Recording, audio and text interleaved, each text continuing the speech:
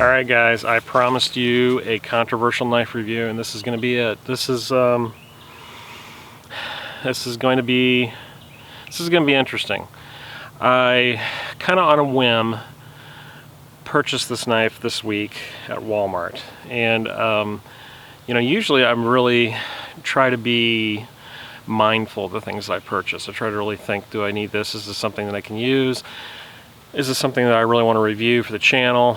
And I kept going through Walmart, and every time I went back, I kept looking at this knife, and it's like I could not stop thinking about it. And I thought, okay, I'm just going to do it. I'm going to purchase it, and we are going to see what it is. And it is the Camillus Carnivore X. This is a $24 knife at Walmart. And, you know, immediately you're thinking, okay, $24 knife, this is going to be the biggest piece of crap that we have ever seen. And who knows, it might be. But, I mean, look at that. How could you not want to grab this thing and just start beating the snot out of it? I know I do. So, before we get into reviewing this thing, we actually start using it, let's talk a little bit about the design of this knife. Now, this is a copy of a Becker tack tool. Let's be honest, it's very, very similar to the Becker tack tool. And the Becker tack tool was designed by a SWAT officer here in Ohio in conjunction with Becker. And it was to be a blade that SWAT officers could carry on them and use it as a multifunction pry bar, cutting tool, rescue tool. It's been on the market for a very long time. Of course, anything by Becker is very tough and made very well. So it looks like Camillus has kind of knocked off this in a little bit of a way. They've changed it a few different ways. One, they've put saw teeth on the back spine of this, and these are very aggressive saw teeth, very reminiscent of the Tracker, very similar kind of teeth. And as you know, as we know from the review I did of the Tracker, these thick saw teeth don't do a great job of sawing. They will saw through wood, but they do a better job of notching wood. I mean, you can definitely saw through some limbs if you have to, but you don't want to go through some big logs with this thing. It's going to take a while. Thinner saws work better. That's why silky saws and Bacos perform so well, because they are thin and they glide through wood, whereas this is a beast. The other differences on this blade is that it's a 12-inch blade, and I think the Becker version is shorter, maybe like 8 inches. And of course the handle is a big difference. This is a all molded ABS plastic, or maybe it's Zytel, I don't know, nylon. This is full tang, so it goes all the way to the back. It has this kind of, I don't know what you would call this feature, this kind of knurled, exposed back end. I don't know if this is, my zombie skull crusher or what that is, but maybe cracking walnuts or something in the woods. But I looked at this and I thought, okay, this is going to be a blade that I can abuse. It doesn't cost me a lot of money. I can throw this in the back of my truck, and this can be a tool for processing wood or prying something open, whatever. It's going to give me at least something in my truck that I'm not going to worry about losing, getting stolen, whatever. So for that, for 24 bucks, I can't beat it. But let's see how this thing performs today. I have not used this yet. I have no clue how it's going to perform. There are some reviews on YouTube that I've looked at, and it seemed to do pretty well, especially this version, the X, because the X is full tang.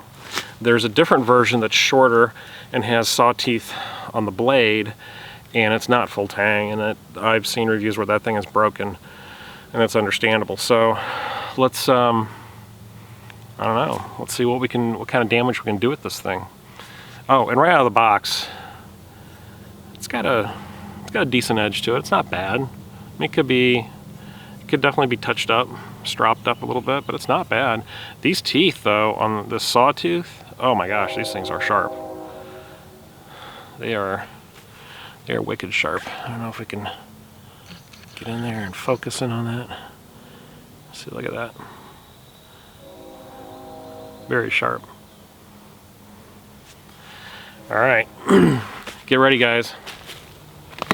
All right, so the first thing I think we're going to do is we're just going to do some chopping of this down tree. See how hard this wood is.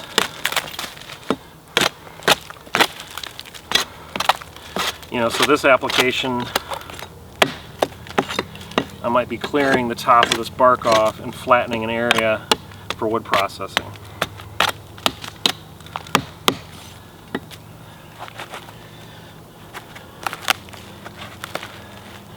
Definitely good for prying.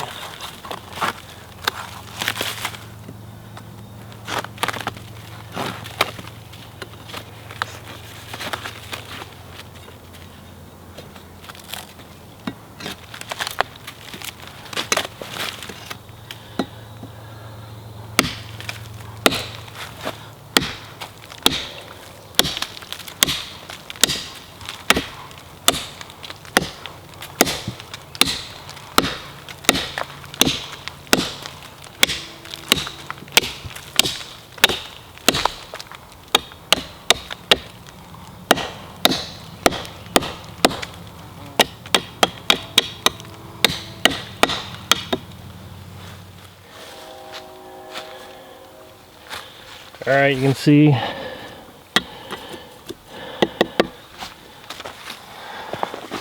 this is a fallen tree, but it's that's solid wood. That is not rotten yet. That's dry.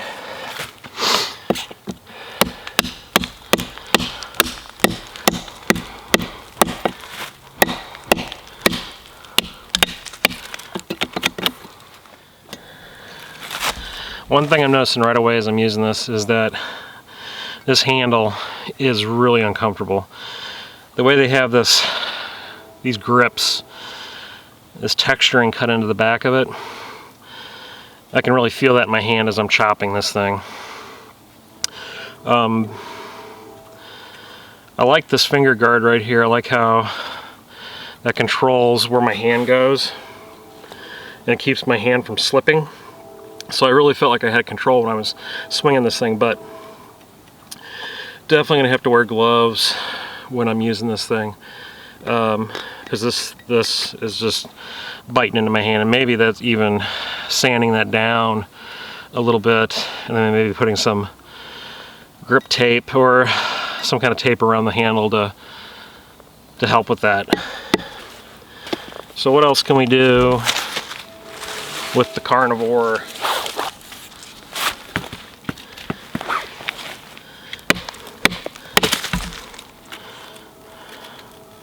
That's a little punky, so that's probably not a great test of it.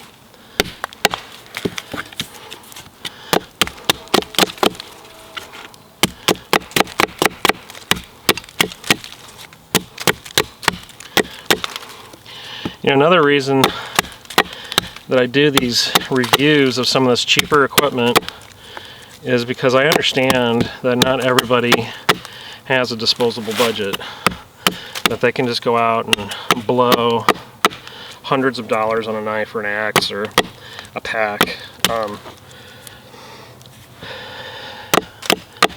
You really have to watch your pennies sometimes, and everybody, I think, appreciates that there's pieces of gear out there that they can buy, that they can rely on, that don't cost a mint. And you know, for someone starting out who wants a wood processing tool, dedicated wood processing tool for chopping, batoning, being a machete, being a saw, maybe this is the tool for them. Maybe this is the first thing that they'll try. And then when, you know, as they save up money, you know, you can go out and get something a little bit better, but for 24 bucks, why not?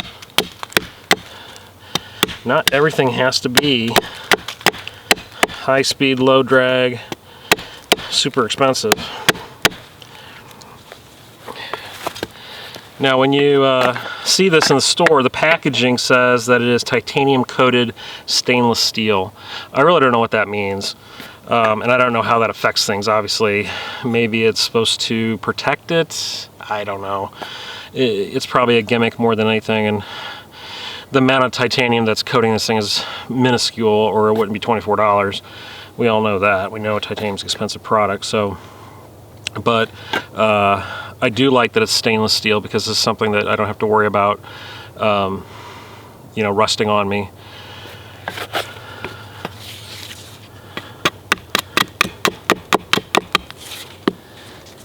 So I can carve out steaks with this.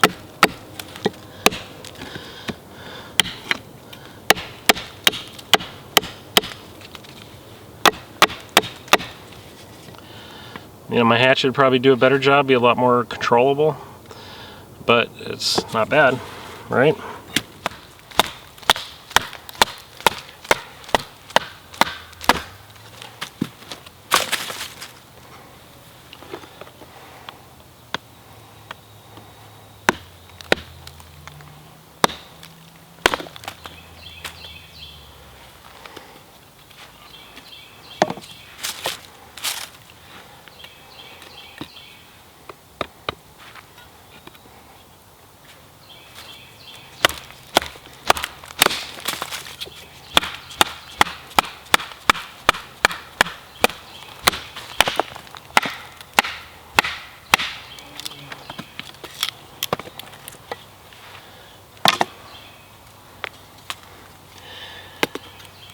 Having a tough time finding any great wood out here. It's a lot of tons and tons of maple.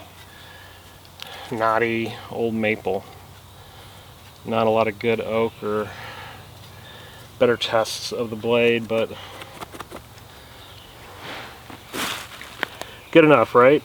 Make do with what you have. So let's do some shavings. And holy cow. Are you seeing this? Okay, I'm having a tough time believing this. This thing is taking off tiny, thin Shirley Temple curls.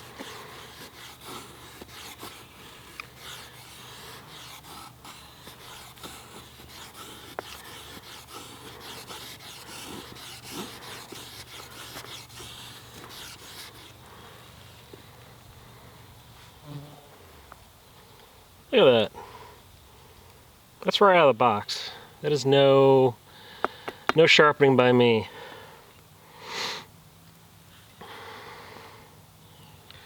Of course, technique is everything. Practice is good. The more you do this, the easier it becomes with different types of knives. But I'm very surprised that this big beast, 12-inch stainless steel blade, is doing very decent feather sticks. Very respectable. You can't complain with that.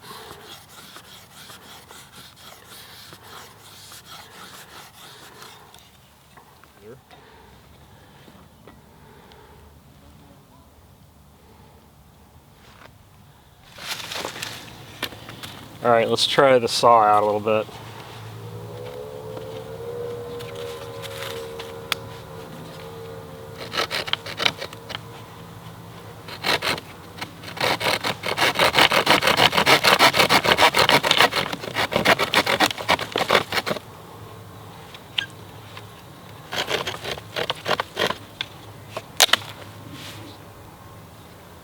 It's respectable. Not great. Not fast.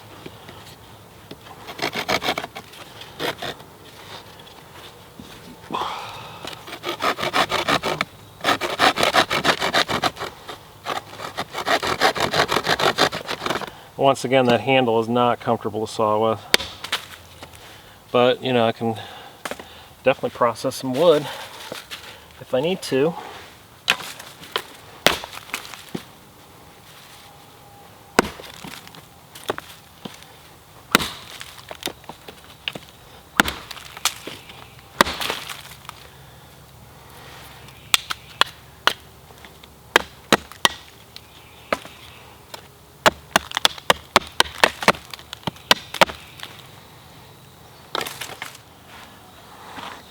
And because of these saw teeth in the back, I can't really grip down on the blade or the spine of the knife. I have to grip all the way on the handle.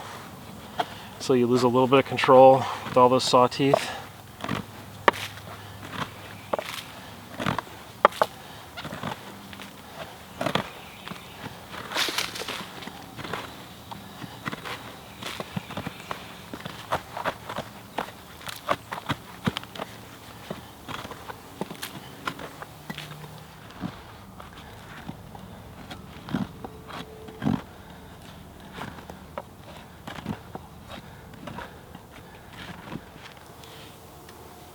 So this right here, you notice this little notch?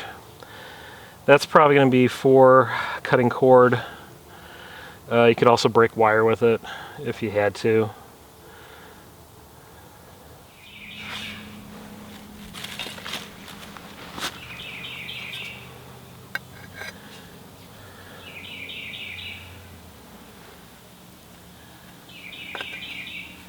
Looking for a spot on this blade to strike my ferro rod.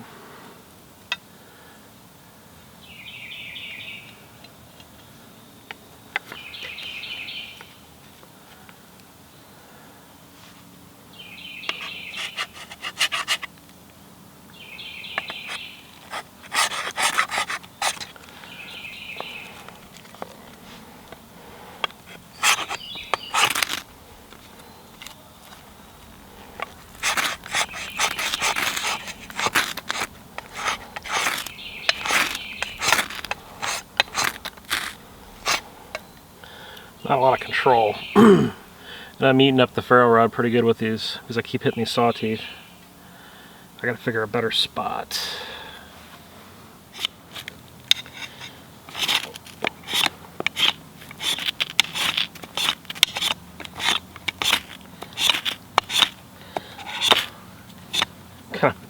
I'm just destroying my feather stick with trying to mash this thing into it. It's not.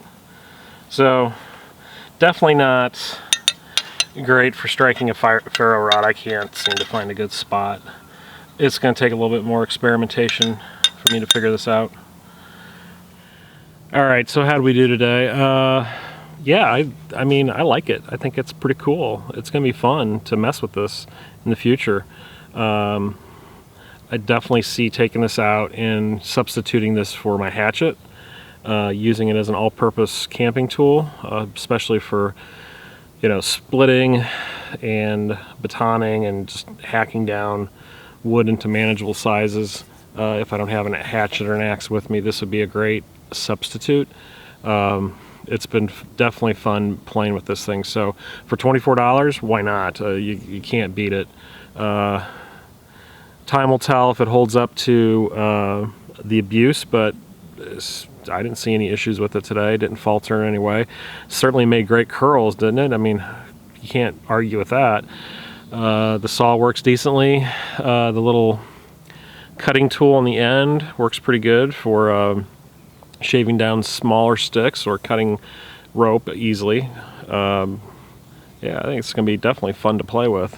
So, hope you guys enjoyed the review. If you like this, please hit the like button, subscribe, and share. Leave comments, and I will answer them as quickly as I possibly can. Thanks for the people who are subscribing. Thank you for participating. I really appreciate it. This channel's growing very well, and I couldn't be happier. So, see you guys next time on The Prepared Wanderer.